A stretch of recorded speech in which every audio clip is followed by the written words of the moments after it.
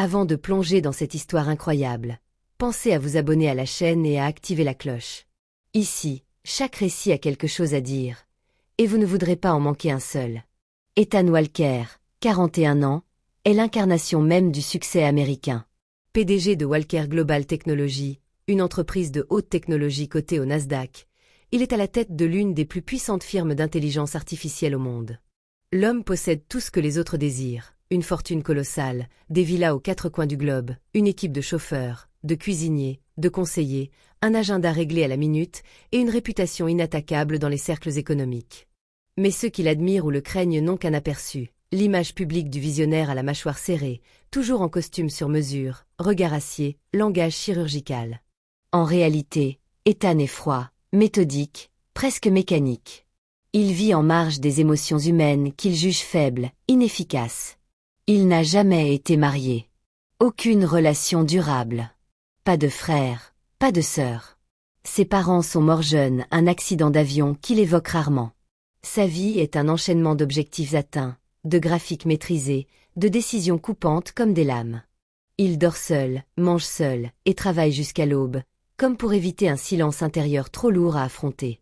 Mais tout change le jour où, lors d'un forum économique à Dubaï, Ethan s'effondre dans sa suite. Une crise cardiaque. Il survit de justesse, grâce à l'intervention rapide de son équipe médicale privée. Allongé dans une chambre d'hôpital de luxe à New York, entouré de machines dernier cri qu'il aurait pu concevoir lui-même, Ethan reste des heures à fixer le plafond, sans écouter les bilans médicaux. Il comprend, pour la première fois peut-être, que tout ce qu'il possède ne vaut rien si personne ne s'en souvient après lui. S'il mourait demain, aucun être humain ne pleurerait sa disparition sincèrement. Son nom serait cité dans les journaux, son empire repris, son image recyclée pour la mémoire des investisseurs. Mais, il n'aurait laissé aucune trace vivante. Aucun amour. Aucun héritier. Pas un fils. Pas une fille. Personne pour porter un fragment de son âme. Mais Ethan ne cherche pas l'amour. Il le méprise même. Il veut un enfant comme on bâtit une entreprise, avec précision, sans émotion. Il veut transmettre son esprit, pas son cœur. Alors, il interroge ses avocats les plus discrets. Après plusieurs semaines, il lui parle d'un réseau confidentiel, une enchère privée, légale mais soigneusement dissimulée du grand public. Un événement tenu dans une villa ultra-luxueuse à Miami Beach, où des femmes, souvent mères célibataires, parfois endettées, d'autres brisées par la vie, se proposent comme mères porteuses dans un cadre contractuel rigoureux. Ethan, qui d'habitude méprise les mondes où l'émotion entre en ligne de compte, accepte. Ce n'est pas une faiblesse. C'est un investissement à long terme. Le jour de l'enchère, tout est orchestré avec une élégance clinique. Champagne servi par des majordomes silencieux, musique de fond classique et un parterre de milliardaires, de cheikhs, de princes d'affaires. Chaque femme est présentée avec son profil médical, ses motivations, ses conditions. Certaines sourient timidement. D'autres pleurent. D'autres encore jouent la carte de la séduction. Mais Ethan ne veut pas de théâtre. Puis vient Rachel Monroe. Elle est différente. Pas de talons vertigineux, pas de bijoux brillants. Juste une robe bleu nuit, simple et propre. Ses cheveux châtain clair sont attachés sans sophistication, et elle ne porte aucun maquillage, si ce n'est peut-être un soupçon de gloss. Elle entre droite, digne, sans baisser les yeux, sans courber l'échine. Elle ne se vend pas, elle propose.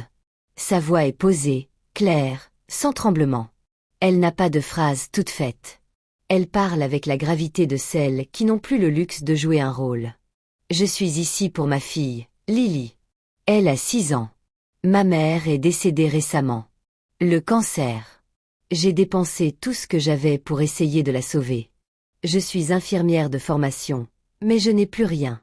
Si je suis là, ce n'est pas pour me faire entretenir, ni pour être achetée. Je suis ici pour passer un contrat. Légal. Clair. Mais j'ai une condition. Je veux que l'enfant que je porterai soit aimé. Protégé. Éduqué comme un être humain, pas comme un projet de pouvoir. Cette dernière phrase frappe Ethan comme un couperet. Pas comme un projet. Il reste de marbre en apparence, mais intérieurement, quelque chose bouge. Il scrute Rachel avec une attention nouvelle. Elle n'est ni faible ni naïve. Elle n'a pas peur de lui.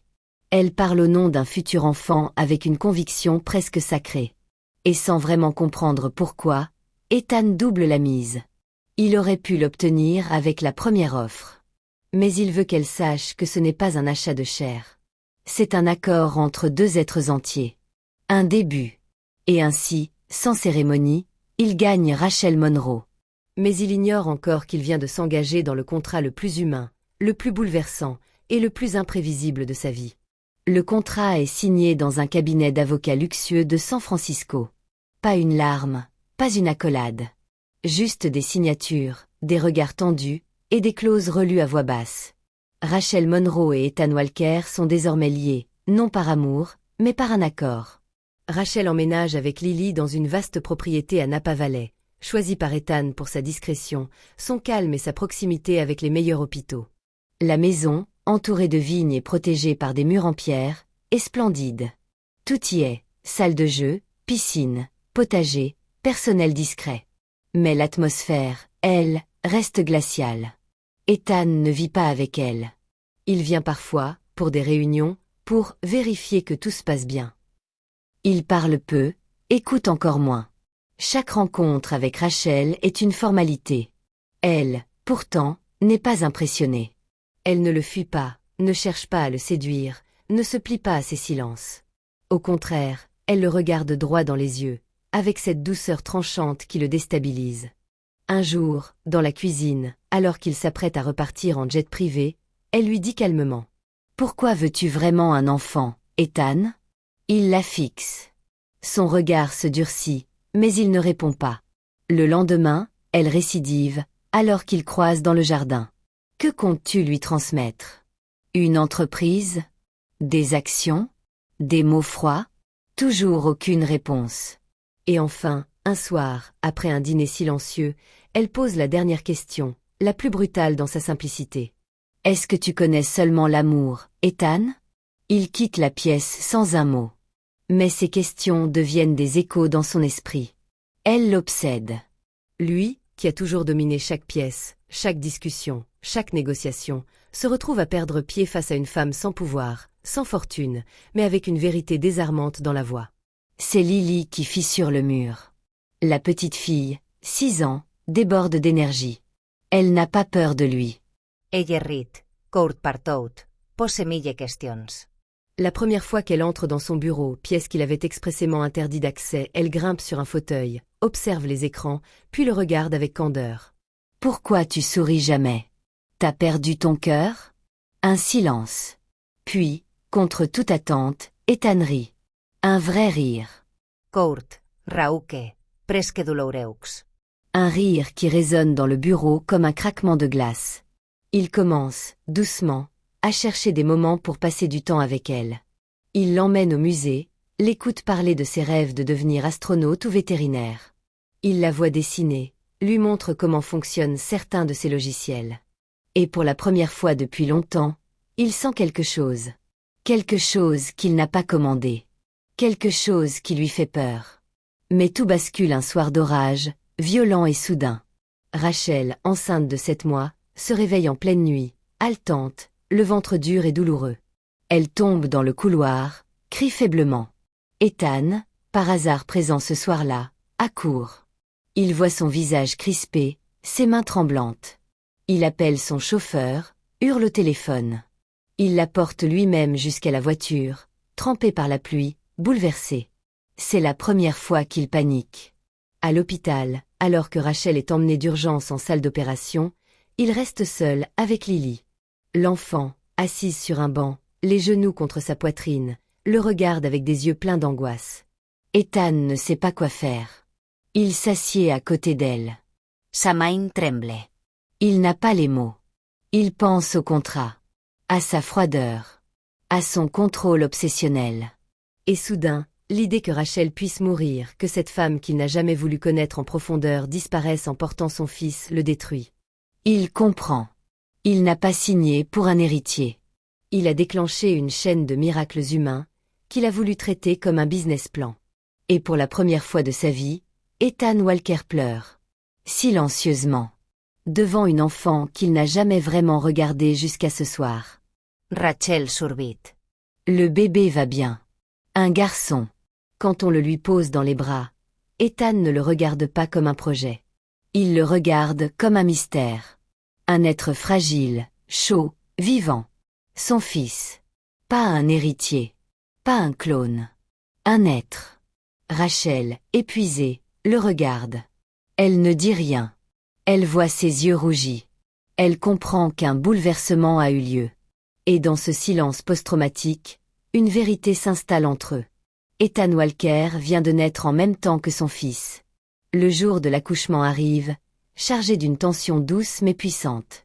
Rachel, alitée dans une chambre privée baignée de lumière, respire lentement. Les contractions sont régulières. Le personnel médical est prêt, discret. Mais dans la pièce, le silence est habité. Ethan est là. Il ne dit rien, mais son regard trahit tout, l'inquiétude, l'impuissance, l'amour naissant qu'il ne comprend pas encore totalement. Rachel tend la main vers lui. Il la prend sans réfléchir. Ses doigts sont glacés. Elle murmure, la voix brisée par l'effort, mais chargée d'une lucidité rare. Ce n'est pas juste ton fils, Ethan. Ce n'est pas un héritier. Ce n'est pas un projet. C'est une vie. Une personne. Tu ne peux pas le contrôler. Tu dois l'aimer pour ce qu'il est, pas pour ce qu'il deviendra. Ces mots, au cœur du tumulte, traversent Ethan comme un coup de tonnerre silencieux. Il acquiesce, sans parole, incapable d'exprimer ce qu'il ressent. Quelques heures plus tard, le cri du nouveau-né déchire l'air. Un garçon. Le médecin le pose dans les bras d'Ethan, encore couvert de vie brute, fragile et parfait. Et là, dans cette pièce aseptisée, sous les néons clairs, le temps suspend sa course. Ethan pleure. Pour la première fois depuis la mort de sa mère, des larmes vraies, non calculées, non réprimées, coulent le long de son visage. Il serre l'enfant contre lui, tremblant, bouleversé. Pas par la possession. Par l'émerveillement. Il regarde Rachel, encore faible mais souriante, et dans un souffle, il dit « Je ne peux pas garder ce contrat. Il n'a plus de sens. Je ne veux pas posséder ton fils, notre fils. Je veux élever cet enfant avec toi. Avec respect. Avec amour. Pas comme un patron. Pas comme un homme d'affaires. Comme un homme. Comme un père. Et, si tu l'acceptes, comme ton partenaire. » Rachel reste silencieuse un instant. Ses yeux cherchent la vérité dans ceux d'Ethan. Elle voit un homme changé. Pas totalement. Mais sincèrement. Tu n'es plus l'homme que j'ai rencontré à Miami, murmure-t-elle. Et c'est pour ça que j'accepte. Pas pour l'argent. Pour ce que tu deviens. Pour ce qu'on peut construire. Les semaines suivantes sont comme un second accouchement. Pas d'un enfant, mais d'une nouvelle vie. Ethan laisse son assistant gérer les contrats. Il éteint ses téléphones plus souvent. Il se lève la nuit pour bercer Caleb. Il apprend à préparer le biberon, maladroitement, mais avec sérieux. Lily, elle, s'accroche à lui. Elle l'appelle parfois Monsieur Ethan, parfois Papa Ethan, et un jour, simplement, Papa. Il ne corrige pas. Il la serre contre lui. Et elle sent son cœur battre, fort, rassurant. Rachel retrouve ses passions. Elle enseigne dans une petite université locale, écrit sur la maternité, sur la résilience, sur l'éthique. Elle donne des conférences sur la dignité des femmes, sur l'autonomie, sur les droits humains.